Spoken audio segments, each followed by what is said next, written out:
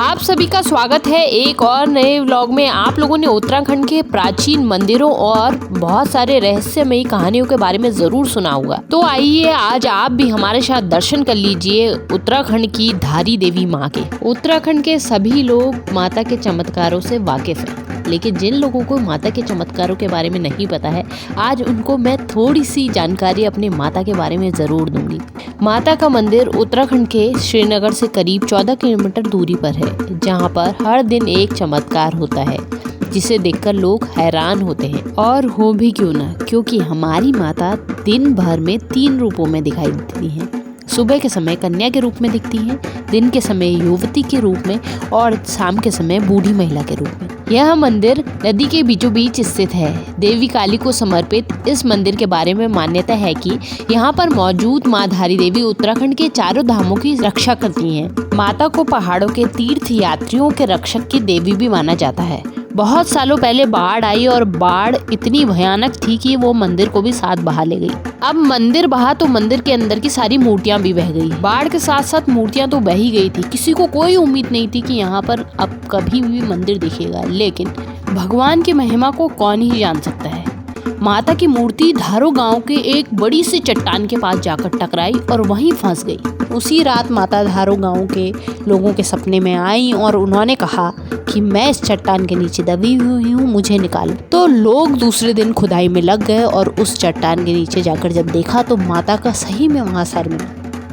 उसके बाद वहाँ पर लोगों ने माता के मंदिर को दोबारा से स्थापित कर दिया। पुजारियों के अनुसार माँ धारी देवी की प्रतिमा द्वापर युग से यहाँ पर स्थापित है। हमने तो ये भी देखा है कि 2013 में जब माता का मंदिर तोड़ दिया गया था और उनकी मूर्ति उनके मूल स्थान से हटा दी गई थी, उस समय जो केदारनाथ में बाढ़ आपने सुनी होगी वो आई थी। वो उसी दिन का समय है जब 16 तारीख शाम को माता की मूर्ति को हटाया गया और कुछ देर बाद केदारनाथ में भीषण बाढ़ का शिकार हुए हम उत्तराखंड वाले लोग। बाहर के लोगों का नुकसान हुआ, हम लोगों के उत्तराखंड वालों का बहुत नुकसान हुआ। तो इसीलिए कहा जाता है कि देवी देवताओं को स्थान को नहीं छेड़ना चाहिए। हम लोगों के यहाँ पर यह माना जाता है कि उत्तराखंड के किसी भी देवी देवता को छेड़ना सही नहीं है। जिस स्थान पे जो माता है उन्हें वहीं रखा जाए और उसी स्थान पे उनकी पूजा की जाए। आप लोगों को मैंने धारी देवी माता के बारे में जो मुझे थोड़ा बहुत जानकारी थी वो मैंने आप लोगों को दी, और बाकी सारी जानकारी मैं आप लोगों को तब दूंगी जब मैं कभी धारी देवी माता के मंदिर में जाऊंगी और वहाँ का दृश्य आपको दिखाऊंगी। बहुत ही सुंदर दृश्य है, माता रानी बहुत ही ज़्यादा सुंदर है। वो मैं आपको कुछ ही देर में अभी दिखाने वाली हूँ, डोली के दर्शन कराने वाली हूँ। आज कथा का 5वां दिन था और हम लोगों के मोहल्ले की पूरी पूजा थी। आप लोग देख रहे होंगे काफ़ी सारे लोग हम लोग यहाँ पर हैं। पूरे मोहल्ले के जितने भी लोग हैं, हम लोगों ने आज अपने मोहल्ले की पूजा रखवाई थी माता रानी के समक्ष, और माता रानी के सामने हम लोगों ने बैठकर पूजा की।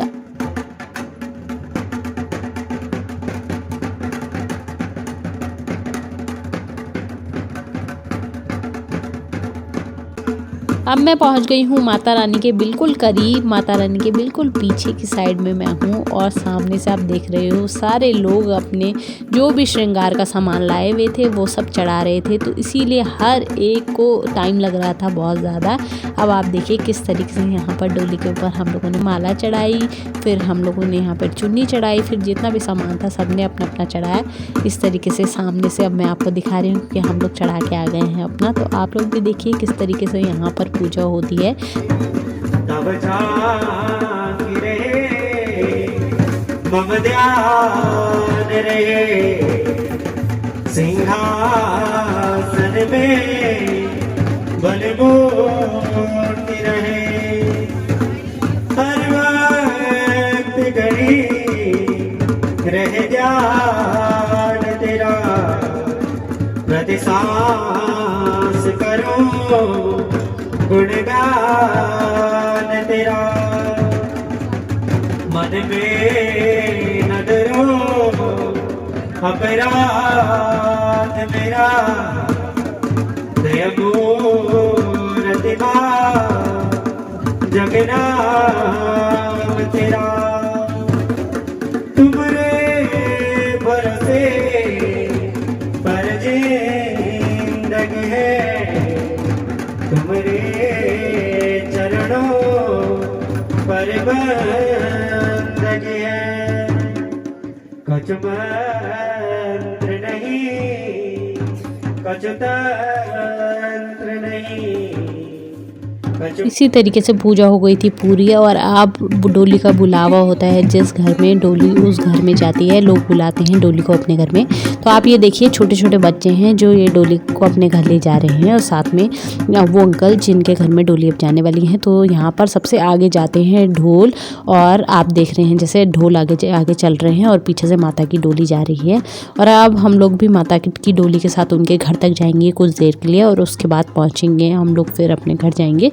तो फिलहाल हम माता के डोली के साथ चलेंगे उनके घर तक। देखिए अब बहुत ही सुंदर दृश्य होता है ये, और इसी के साथ मैं अपने व्लॉग की एंडिंग भी करूँगी। अगर आप लोगों को मेरा ये माता वाला व्लॉग पसंद आया है तो प्लीज़ लाइक शेयर सब्सक्राइब करना ना भूलें। साथ ही में बेल आइकन दी भी उसे प्रेस करें, जिससे सबसे पहले नोटिफिकेशन आपको मिल सके और आप मेरे आने वाले सारे व्लॉग्स को एंजॉय कर सकें।